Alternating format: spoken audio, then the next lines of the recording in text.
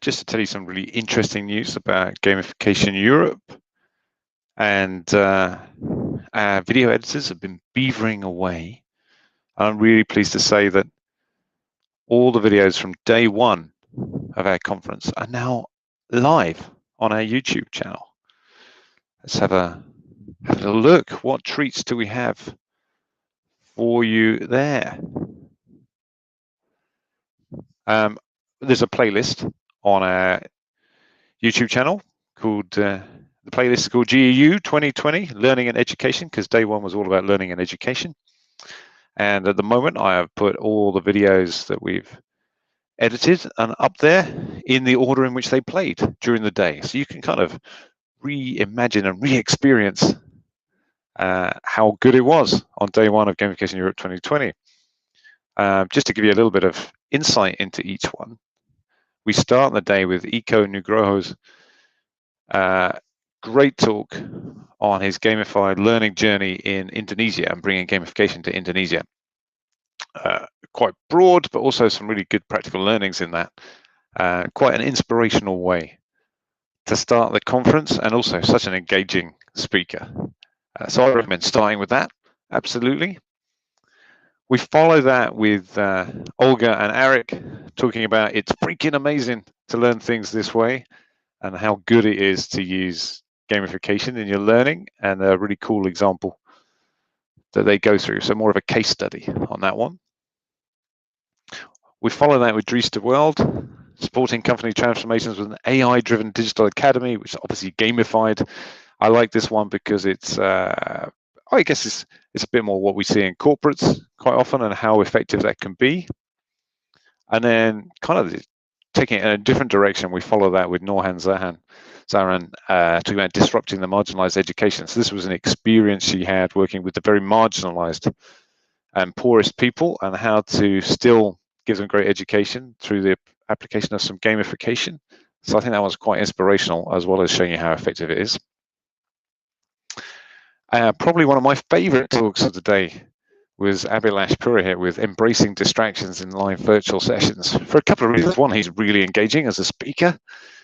Two, well, now that lots of people are delivering everything remotely, understanding how to deal with and work with all the distractions that happen in the home is completely necessary, isn't it, to doing it successfully? And it's a great talk about how they started badly and ended up doing it really well, and how to bring people into their training successfully and make the distractions part of it, and how they've gone about that. And in fact, they ended up building a platform to make it easier for other people as well. So that's cool. That's followed by a more challenging idea, just because of COVID. But Eric and Alexandra talk about a game used for training and teaching students at university, where they actually send them all the game mechanics and game elements, so people can build their own games. The students can build their own games in teams as a learning experience. And of course, they've also had to amend that, so they have to send everything to them to cope with COVID and how that's working. This is really interesting. I think there's a really nice thing about blended and hybrid on-premise and remote learning that we can learn from in that one. Then we've got Gustavo Tondello telling us about personalized gameful design. So Gustavo is a really highly rated researcher in the area of gamification, and he's managed to distill quite a lot of knowledge into a 20-minute long session. It would be great to give him a whole day, really, for all the knowledge we got out there. But the key takeaways for me are how we can make gamification and the experience work even better through giving people ways to have a more personalized experience in the game. And he's got some great low-cost tips on how to do that and how to empower people to do that for themselves. And I think this is the way. Oh yeah, what does he say? There's a really good way and approach there to make that possible in pretty much every gamification system, I think. And then we wrapped up the day with a great panel session, designing games to explore, address, and take action for wicked learning problems, which was very much around, I guess, building on the marginalized element and the remote learning element, and how do we do and deal with this. And it was quite a really interesting discussion. The questions raised in the chat during it were really interesting as well, and the feedback from attendees was really good on this one as well. Feedback from attendees was really good on all of the talks. Actually, everyone has a different favorite.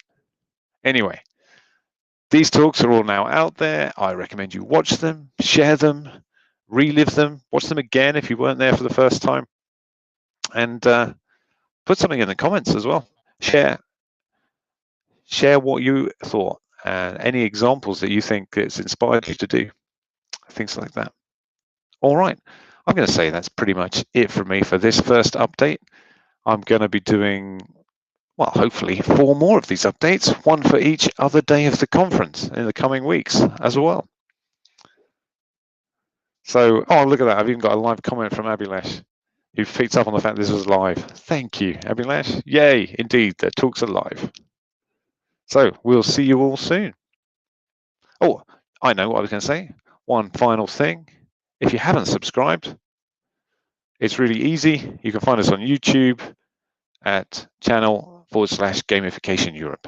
That seems like a really simple way to go and access all the talks. And if you subscribe there, you'll also get notified when the next days are released as well. All right. Thank you very much, everyone. See you again soon.